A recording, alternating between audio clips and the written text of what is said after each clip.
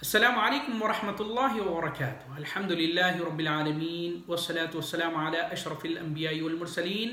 نبینا محمد وعلی آلہ وصحبہ اجمعین، اما بعد۔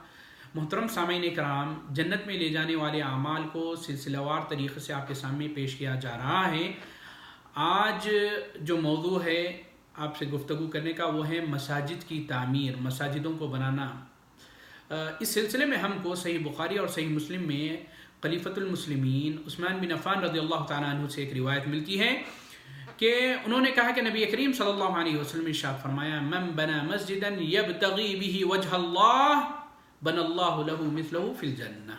کہ جس نے اللہ رب العالمین کی رضامندی کو چاہتے ہوئے مسجد کی تعمیر کی، اللہ تعالیٰ اس کے لیے جنت میں ایک گھر تعمیر فرماتا ہے۔ تو اتنی بڑی فضیلت نبی کریم صلی اللہ علیہ وسلم نے مسجدوں کی تعمیر کے سلسلے میں، جو مسجدوں کی تعمیر کرتا ہے، جو مسجدوں کو بناتا ہے، جو مسجدوں کو آباد کرتا ہے، ان کے لیے بتائی ہے۔ محترم سامعین،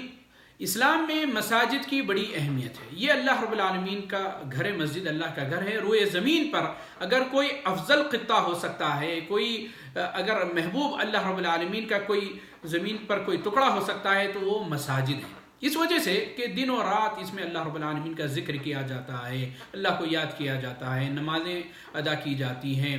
اور قرآن کی تلاوت ہوتی ہے، علمی مجالس کا اہتمام کیا جاتا ہے، یہیں سے توحید کا پرچار ہوتا ہے۔ اس لیے یہ زمین کے بہت ہی کیا ہے افضل ترین حصہ ہے۔ اس سلسلے میں کیونکہ مسجدوں کی تعمیر و ترقی کرنا، مسجدیں بنانا، یہ بھلائی کے کاموں میں سے ہے اور اللہ تعالیٰ کی توفیق کے بغیر یہ کوئی کام انجام نہیں دے سکتا۔ اللہ تعالیٰ جسے چاہے اپنے بندوں میں سے توفیق دے دیتے ہیں مساجد کی تعمیر کی۔ اس سلسلے میں ہم کو سورہ توبہ میں اللہ رب العالمین اس کی شرف و فضیلت کو بیان کرتے ہوئے فرما رہے ہیں، انما یأمر مساجد اللہ من آمن باللہ والیوم الآخر واقام الصلاة وآتى الزکاة ولم یخش الا اللہ فعسى اولئک ان یکونوا من المہتدین۔ اللہ کی مسجدوں کو وہ صرف وہ لوگ آباد کرتے ہیں جو اللہ پر، جو آخرت کے دن پر ایمان رکھتے ہیں، نماز کو قائم کرتے ہیں، زکوٰۃ ادا کرتے ہیں اور اللہ کے علاوہ کسی اور سے نہیں ڈرتے، اور یہ لوگ امید ہے کہ یہ لوگ ہدایت پانے والے ہیں۔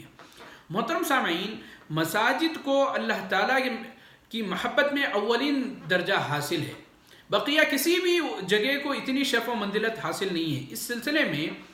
ہم کو نبی کریم صلی اللہ علیہ وسلم کا ایک ارشاد ملتا ہے جو حضرت ابو ہریرہ رضی اللہ تعالیٰ عنہ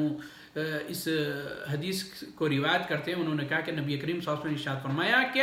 احب البلاد الی اللہ مساجدها وابغض البلاد الی اللہ اسواقها، رواہ مسلم، کہ اللہ رب العالمین کے ہاں محبوب ترین اگر کوئی جگہ ہے تو وہ مساجد ہیں، اور اللہ رب العالمین کے نزدیک اگر کوئی ناپسندیدہ کوئی جگہ ہے، مکروہ اگر کوئی جگہ ہے تو وہ بازار ہے۔ محترم سامعین، مساجد اللہ تعالیٰ کے ہاں محبوب ترین جگہ اس وجہ سے ہیں کیونکہ میں نے ابھی ذکر کیا کہ یہاں اللہ رب العالمین کا ذکر کیا جاتا ہے، مساجد میں قرآن کی تلاوت کی جاتی ہے، مساجد میں اذان کا اہتمام کیا جاتا ہے، مساجد میں نمازوں کا اہتمام کیا جاتا ہے، علمی مجالس کا منعقد کیا جاتا ہے اور کلمہ توحید اور توحید کا پرچار کیا جاتا ہے، اور لوگوں کو دینی شعور یہاں پیدا کیا جاتا ہے، اور ساتھ ہی ساتھ دوسری بہت سی عبادتیں ہیں جو مساجد میں کی جاتی ہیں۔ مثلا اعتکاف اگر ہو تو مسجد میں کیا جاتا ہے، اور دوسری بہت سی، اگر آپ کسی شخص کو دین کا علم حاصل کرنا ہو تو مسجد میں دینی محافل کا، دورات کا اہتمام کیا جاتا ہے۔ تو اسی سلسلے میں اللہ رب العالمین سورہ نور میں حکم دے رہے ہیں کہ فی بیوت اذن اللہ ان ترفع ویذکر فیہا اسمہ یسبح له فیہا بالغدو والآصال رجال لا تلہیہم تجارۃ ولا بیع عن ذکر اللہ واقام الصلاۃ وایتاء الزکاۃ یخافون یوما تتقلب فیہ القلوب والابصار۔ اللہ رب العالمین سورہ نور میں ارشاد فرمائے ہیں کہ ان گھروں یعنی مساجد کو کیا ہے بلند کرنے اور اللہ کے نام کا ذکر کرنے کا اللہ تعالیٰ نے ان میں حکم دیا ہے، اور وہاں صبح و شام اللہ رب العالمین کی تسبیح بیان کرو۔ جن لوگوں کو تجارت اور خرید و فروخت اور اللہ کے ذکر اور نماز قائم کرنے، زکوٰۃ ادا کرنے سے غافل نہیں کرتی، وہ اس دن سے ڈرتے ہیں جس دن بہت سے دل اور آنکھیں الٹ دی جائیں گی۔ تو محترم سامعین، اس سلسلے میں نبی کریم صلی اللہ علیہ وسلم نے ہم کو جو ہدایت دی ہے کہ مساجد کو آباد بھی کرنا ہے اور مساجد میں اللہ رب العالمین کے ذکر زیادہ سے زیادہ ہم کو کرنا چاہیے. مساجد میں اللہ رب العالمین کی عبادتیں زیادہ، فرض عبادتیں تو آپ کرتے ہی ہیں، ساتھ ہی ساتھ نفلی عبادتوں بھی ہم کو خاص خیال کرنا چاہیے. ہم کو ایک مومن کا ایک مسجد سے دل ایک خاص رشتہ ہونا چاہیے، ایک خاص تعلق ہونا چاہیے. نبی کریم اسی سلسلے میں نبی کریم صلی اللہ علیہ وسلم نے لوگوں کی زندگی میں مسجد کی اہمیت کو شروع ہی سے بھانپ لیا تھا. اسی لیے آپ دیکھیں گے کہ جب نبی کریم صلی اللہ علیہ وسلم ہجرت مکے سے مدینہ منتقل ہو رہے تھے، ہجرت کر کے آ رہے تھے، تو راستے پہ آپ نے مقام قباء جو ہے وہاں قیام کیا. تو آپ نے وہاں پہنچتے ہی ایک مسجد کی بنیاد رکھی، اور وہاں سے مدینہ آنے پر سب سے پہلے آپ نے مسجد کی تعمیر فرمائی. اور اس کے بعد آپ نے آپ کے خلفائے راشدین کو دیکھے، آپ اس کے بعد سب نے مساجد کی اہمیت کا، مساجد کے بنانے کا، اس کے انصرام کا خاص اہتمام کیا اور اس کے لیے بہترین طریقہ کار اپنایا. تو اس سے یہ معلوم ہوتا ہے کہ مساجد کی کتنی اہمیت ہے. نبی کریم صلی اللہ علیہ وسلم ہجرت کے بعد جیسے ہی مدینہ پہنچے مسجد نبوی کی تعمیر فرمائی. اس سے اہمیت معلوم ہوئی کہ اللہ رب العالمین کے گھر کی کیا اہمیت ہے. دوسری چیز اس میں جو ہے کہ یہ صدقہ جاریہ بھی ہے. مسجد کا جو بنانا ہے وہ صدقہ جاریہ ہے. اس سلسلے میں ہم کو ایک حدیث ملتی ہے جو ابن ماجہ اور ابن خزیمہ صحیح حدیث ہے، جو حضرت ابو ہریرہ رضی اللہ تعالیٰ عنہ سے روایت ہے کہ جب بندے مومن جب کوئی مر جاتا ہے تو اس کے لیے اس کے بعد جو اس کو نیک اعمال اس کو پہنچتے ہیں، ان میں سے ایک کیا ہے، نیک عمل جو اس نے مسجد بنائی ہے اس کا اجر بھی اس کو ملتا رہے گا. کئی دوسرے نیک اعمال ہیں جن میں علم کا نشر کرنا ہے اور نیک اولاد ہیں، اور اسی طریقے سے کوئی ایسے گھر کی تعمیر جو جہاں مسافر قیام کرتے ہوں، پناہ گاہیں ہوں، یا کسی کے لیے نہر جاری کر دی ہو، یا دوسرا صدقہ جو اپنے مال سے نکالا ہو، یہ تمام چیزیں اجر ملتی ہیں. اور اس سلسلے میں جو حدیث میں خاص چیز بیان کی گئی ہے وہ مسجداً بنا ہوں، یعنی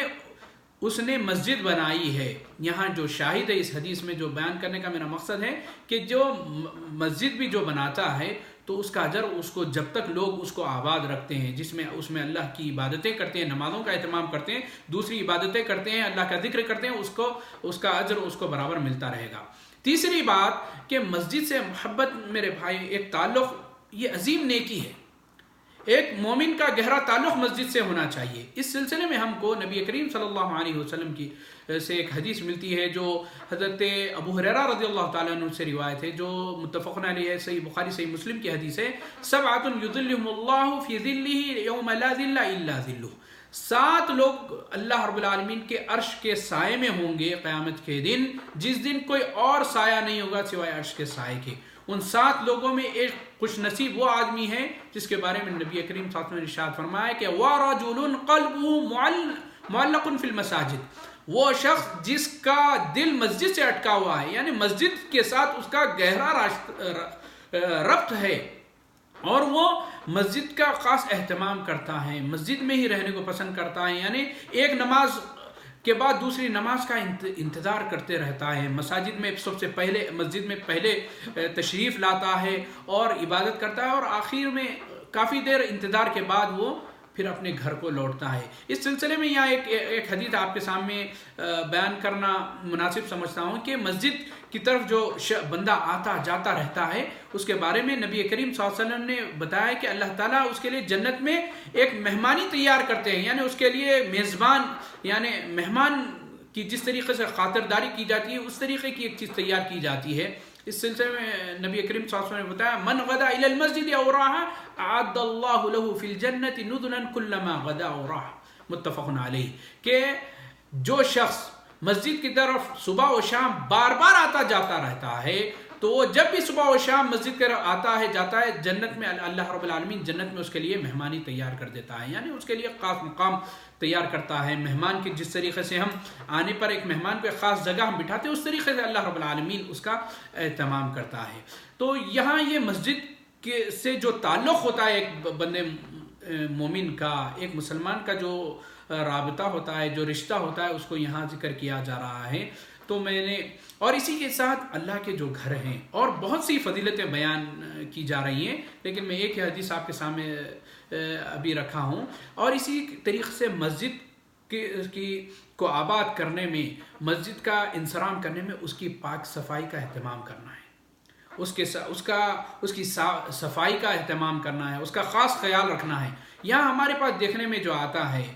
خاص طور پہ جو مساجد کے جو امام ہیں، مؤذن ہیں، جو حارس ہیں، جو یعنی صفائی کا اہتمام کرتے ہیں، ان کے ساتھ بہت ہی برا سلوک کیا جاتا ہے۔ محترم سامعین، یہ اللہ کے گھر کو پاک و صاف کرنے والے، یہ اللہ کے گھر کو آباد رکھنے والے لوگ ہیں، ان کا خاص اہتمام کرنا چاہیے، ان کی ہمت افزائی کی جانی چاہیے، ان کی عزت کی جانی چاہیے، ان کے ساتھ بڑا ہی اکرام کے ساتھ پیش آنا چاہیے۔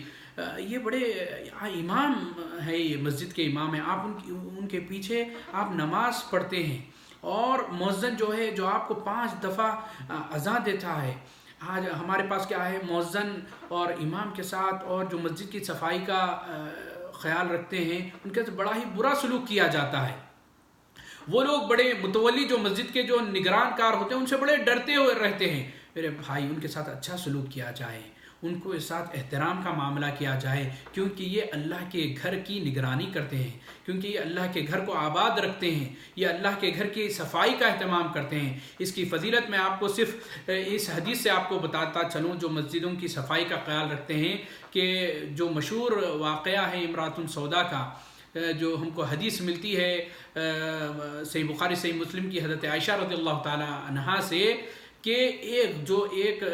غریب اور کاری کلوٹی ایک عورت مسجد نبی کی صفائی کا اہتمام کرتی تھی۔ اس کا انتقال ہو گیا تو صحابہ نے اس کے تدفین کا انتظام کر دیا، اور اس کو یعنی اس عورت کو غیر اہم جانتے ہوئے اور نبی کریم صلی اللہ علیہ وسلم کو اطلاع دیے بغیر اس کی تدفین فرما دی۔ جب نبی کریم صلی اللہ علیہ وسلم نے استفسار کیا کہ وہ عورت کہاں ہے، تو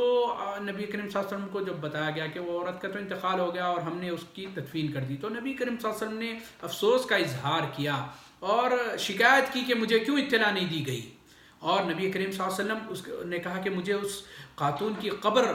بتاؤ، اور نبی کریم صلی اللہ علیہ وسلم نے اس کے قبر پر جا کر نماز جنازہ ادا فرمائی۔ تو سوچنے کا مقام ہے کہ جو مسجد کا اہتمام کرتے ہیں، صفائی ستھرائی کا اہتمام کرتے ہیں، نبی کریم صلی اللہ علیہ وسلم نے ان کا کتنا خاص خیال رکھا۔ دیکھیے کتنا نبی کریم صلی اللہ علیہ وسلم نے ان کو یاد کیا، اور ان کا جنازے میں شرکت نہ ہونے پر نبی کریم صلی اللہ علیہ وسلم نے